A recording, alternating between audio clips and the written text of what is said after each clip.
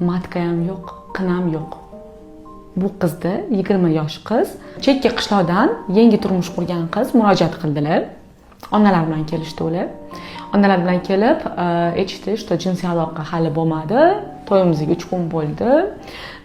Biz hozir hayz hali kelmagan, shu yoshgacha, 20 yoshgacha hali hayz kelmagan ekan. Anamiz yig'monman mavladan, hammasini yozibman. Ular aytishyapti, что hali hayz kelmagan, turmush qursa keyin kelib ketadi deb o'ylaganlar onalari. Men ham anamizni yig'dimda, keyin yuring, men sizni birinchi navbatda UZI qilaman, keyin kresloda ko'raman dedim. Qizlik pardasi nima uchun jinsiy aloqa bo'lmayapti. Keyin UZIga olib kiraman, ko'z bilan qarayman, ishonasizmi? Matka ham yo'q, qin ham yo'q.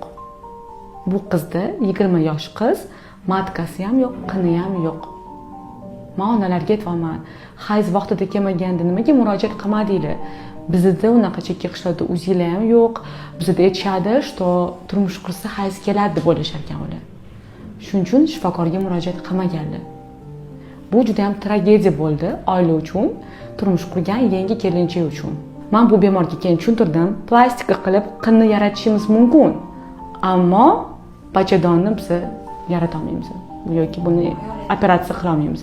Agar bu qizni onasi vohliroq shifokorga murojaat qilganda, bunaqa to'ydan keyingi muammolar yuzaga kelmasdi.